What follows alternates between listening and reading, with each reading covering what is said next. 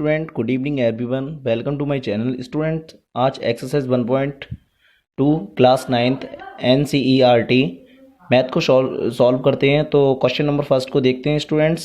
तो question number first है, नीचे दिए गए कथन सत्य या असत्य कारण के साथ अपने उत्तर दीजिए। स्टूडेंट, फर्स्ट क्वेश्चन का फर्स्ट पार्ट है, प्रत्येक अपरिमेय संख्या एक वास्तविक संख्या होती है। स्टूडेंट्स, फर्स्ट हमने नंबर सिस्टम संख्या पद्धति के परिचय में नंबरों का ज्ञान दे दिया है और आपको अच्छी तरीके से बता दिया है। तो आपको अच्छी तरीके से समझ में आ जाना चाहिए कि प्रत्येक अपरिमेय संख्या एक वास्तविक संख्या होती है। तो सबसे पहले बात करते हैं वास्तविक संख्या होती है। तो वास्तविक संख्या, तो स्टूडेंट्स वास्तविक संख्याएं परमेय और अपरमेय संख्याएं होती हैं। तो हमने बताया था वास्तविक संख्याओं में कि वे सभी संख्याएं जो या तो परमेय हो या अपरमेय वास्तविक संख्या कहलाती हैं। तो इससे आपको कथन दिख गया होगा, ये कथन सत्य है असत्य, यानी कि वो ये कह रहा है प्रत्येक अपरमेय संख्या यानी अपरमेय संख्याएं एक वास्तविक संख्या होती हैं। तो आपको बिल्कुल सत्य लग रहा होगा, यानी कि अपरमेय किसका पार्ट है? वास्तविक का। तो यह कथन कैसा है? सत्य है। तो सत्य, तो लिख सकते हैं क्योंकि सभी परमेय और अपरमेय, लिख सकते हैं क्योंकि सभी परमेय और अपरमेय संख्याओं का संग्रह ही वास्तविक संख्या होता है। तो क्वेश्चन नंबर सेकंड की ओर चलते हैं, संख्या रेखा का प्रत्येक बिंदु √m के रूप का होता है तो जहां m एक प्राकृत संख्या है। तो स्टूडेंट्स, आपको संख्या रेखा का ज्ञान होना चाहिए। तो संख्या रेखा क्या होती है मैं आपको बता रहा हूं। देखिए, संख्या रेखा है, ये 0 है, ये इधर पॉजिटिव होते हैं 1 2 3 4 और इधर नेगेटिव होते हैं 1 -2 -3 -4। तो स्टूडेंट्स, अब देखिए, अब वो ये कह रहा है कि बिंदु √m के रूप का होता है जहां m एक प्राकृत संख्या है। तो देखिए, इसमें संख्या रेखा में पॉजिटिव भी होता है, नेगेटिव भी होता है, यानी धनात्मक भी होता है और ऋणात्मक भी होता है। अर्थात ये कथन कैसा है? असत्य है। तो यहां पर लिख सकते हैं क्योंकि √2 और √3 के बीच, देखिए स्टूडेंट, लिख सकते हैं कि यह कथन असत्य है क्योंकि √2 और √3 के बीच अनंत संख्याएं होती हैं जो कि √m के रूप का नहीं होता है जहां m एक क्या है? प्राकृतिक संख्या है। तो नेक्स्ट क्वेश्चन की ओर चलते हैं, प्रत्येक वास्तविक संख्या एक अपरिमेय संख्या होती है। स्टूडेंट्स, हमने आपको बताया था कि जो वास्तविक संख्याएं होती हैं वो क्या होती हैं? वो या तो परमेय होती हैं या अपरमेय होती हैं। परमेय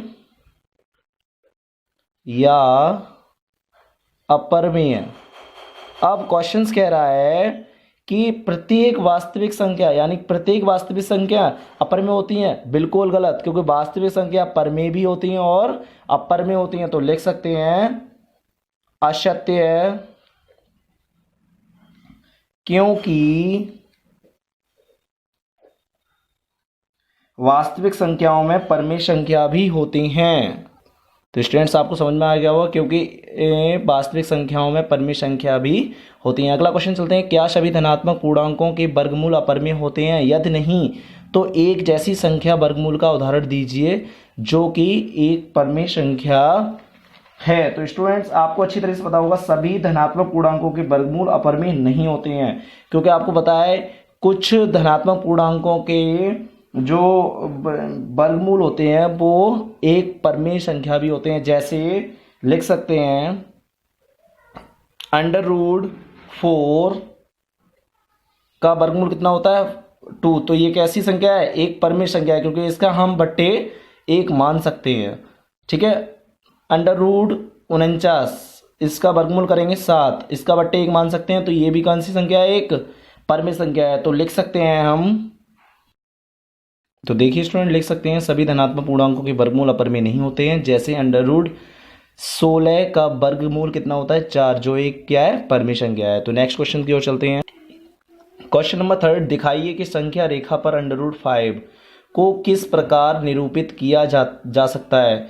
देखिए स्टूडेंट, क्वेश्चन नंबर 5 एक अच्छा क्वेश्चन है, तो हम इसे सॉल्व करेंगे। देखिए पाइथागोरस प्रमेय द्वारा, अब देखिए दिखाइए कि संख्या रेखा पर √5 को किस प्रकार निरूपित करेंगे। तो देखिए √5 आपने पाइथागोरस प्रमेय पढ़ा होगा, तो पाइथागोरस प्रमेय द्वारा जैसे कोई त्रिभुज है, अब इसका यहाँ 2 है और यहाँ 1 है, तो अगर इसका कर्ण निकालना है तो कर्ण कितना हो जाएगा, यानी 2 का स्क्वायर 4, इसका स्क्वायर 1, तो अंडर रूट कितना हो जाएगा 5। ठीक है, इससे पता होगा। अब निरूपित करना है तो कैसे निरूपित करना है, मैं भाषा आपको लिखा दूंगा। तो देखो एक रेखा खींचनी है आपको, और रेखा खींचने के बाद आपको एक बिंदु मानना है जहां O है, फिर 1 2 ये दूरियां ले लेना है पॉइंट देके, आप 3 भी लिख सकते हो, कोई दिक्कत नहीं, 3 आगे। फिर उसके बाद जो O है यहाँ पर 2 है, 2 पे क्या है, उसमें एक लंब डालना है हमें, जिसका हम ए बी नाम लिख देंगे, ए बी। अब यहाँ से इसे यहाँ को इस पॉइंट से मिलाना है, फिर यहाँ से प्रकार की सहायता से यहाँ पर इसे, यानी कि इससे और इस पॉइंट को मिलाने के बाद यहाँ पर प्रकार रखे, ये एक चाप लगाना है यहाँ पर। तो जो ये मिलेगा यहाँ पर, तो इस बिंदु को यहाँ पर क्या हो जाएगा, इसकी दूरी ये √5 हो जाएगी, और ये तो √5 है। जब इसकी √5 है तो ये भी √5 हो गई, क्योंकि ये प्रकार की सहायता से हम लेंगे, तो जितनी दूरी यहाँ पर है इतनी दूरी यहाँ पर होगी। ठीक है स्टूडेंट्स, तो इस कोड को हम नाम दे सकते हैं ABC, और ये पॉइंट हम P मान सकते हैं। ठीक है, जो जहाँ पर कट रहा है P बिंदु, वो उससे कितनी दूरी है, √5। तो भाषा के द्वारा हम लिख सकते हैं स्टूडेंट्स, भाषा के जरिए हम क्वेश्चन को सॉल्व कर सकते हैं। तो लिखेंगे यहाँ पर कि √5 को संख्या रेखा पर निरूपित करने के लिए O से 2 इकाई की दूरी OB लेकर उस पर एक लंब AB बनाया जिसकी लंबाई 1 इकाई हो। तो देखो स्टूडेंट्स, हमने आपको बताया 1 2 पॉइंट यहाँ पर है, यहाँ पर हमने एक लंब डाला AB जिसकी इकाई 1 है। इस प्रकार OA की लंबाई √5 होगी, यानी कि √5 होगी। अब O के केंद्र मानकर तथा OA त्रिज्या लेकर संख्या रेखा पर चाप लगाया जो P पर काटता है। इस प्रकार OP, यानी कि यहाँ से यहाँ तक की दूरी कितनी होगी, √5। स्टूडेंट्स, अगर आपको कोई भी किसी भी क्वेश्चन में प्रॉब्लम आए या आपको समझ में ना आए, तो आप हमसे पूछ सकते हैं कमेंट करके। Thank for watching, thank you.